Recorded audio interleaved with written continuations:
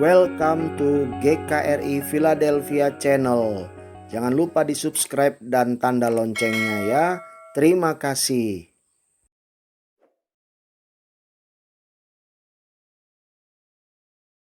Setelah kita tahu siapa diri kita terus mempunyai hubungan yang indah dengan Tuhan, dalam hadirat Tuhan, maka kita membutuhkan sebuah komunitas, yaitu keluarga dalam Tuhan. Itu yang dapat membentuk hubungan kita dengan Tuhan. Kita butuh keluarga dalam Tuhan. Seringkali kalau di dalam dunia banyak sekali komunitas-komunitas yang ada. Kadang komunitas main game, ya kan? Ada komunitas sekarang lagi tren bersepeda, kadang sepeda motor. Banyak komunitas-komunitas yang ditawarkan dunia ini, yang membuat kita saling sharing, saling mempunyai kesamaan dalam hobi yang sama. Banyak hal yang dikerjakan dalam komunitas-komunitas dunia. Bagi kita, anak-anak Tuhan, kita membutuhkan komunitas dalam Tuhan yang mempunyai tujuan yang sama, kesenangan yang sama. Yaitu kesenangan kita apa? Rindu lebih dekat dengan Tuhan. Kita mempunyai idola yang sama. Kalau orang dunia pasti idolanya dunia ya, tapi kita mempunyai idola, yaitu Yesus, idola kita. Jadi kita bisa saling sharing, saling satu sama lain, saling membangun. Komunitas anak-anak Tuhan yang rindu untuk berakar, bertumbuh dan berbuah. Temukanlah komunitas yang membawa kamu semakin dekat kepada Tuhan. Karena di dalam komunitas Kristen, kamu akan saling dibangun, saling menopang, menasehati dengan kasih Kristus. Kalian akan bertumbuh bersama-sama, melayani, sehingga Tuhan dipermuliakan melalui kehidupan kita. Itu sangat penting dalam kehidupan kekristenan kita. Kita butuh komunitas, membutuhkan sebuah kebersamaan dengan anak-anak Tuhan satu sama lain, saling sharing, saling memperhatikan. Itu penting.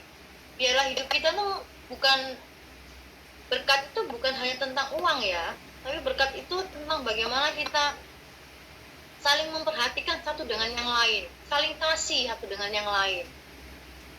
Memang kadang-kadang dalam sebuah komunitas pasti ada gesekan, ada sedikit ketidaksamaan dalam berpikir, kadang sering nggak sama, kadang sering ada cekcok mungkin. Tapi bagi anak-anak Tuhan, biarlah itu membuat kita semakin bertumbuh, semakin dewasa dalam menyikapi segala sesuatunya. Kasih Tuhan yang lebih besar di antara kalian. Makanya dibentuknya ada Y4C untuk ini, untuk kita sama-sama bertumbuh dalam Tuhan, saling mengasihi, saling sharing. Itu yang Tuhan mau dalam kehidupan kita.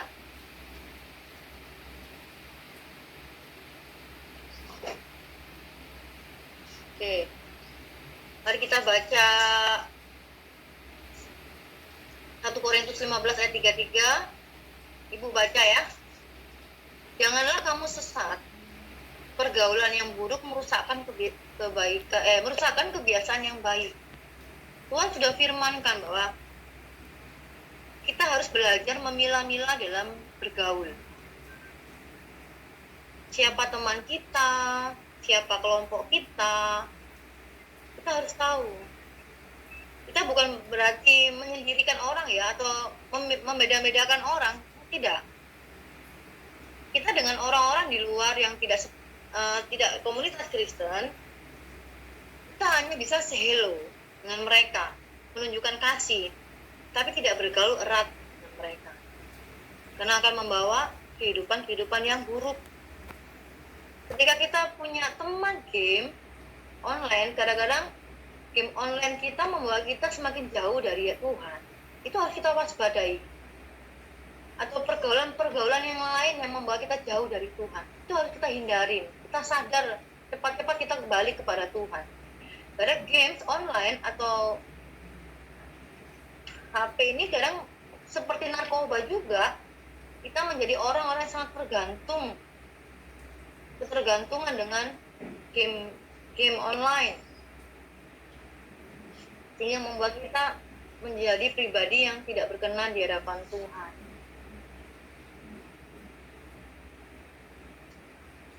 Mari tentukan langkahmu.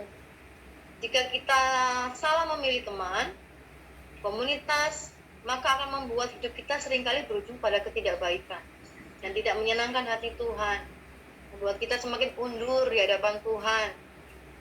Kadang-kadang kita menjadi orang-orang yang dingin di hadapan Tuhan, tapi kita mau, Tuhan mau kita menjadi orang-orang yang semakin rindu akan Tuhan, karena arah hidup kita ke sana. Jadi orang-orang yang semakin haus dan lapar akan Tuhan, untuk terus mencari hadirat Tuhan.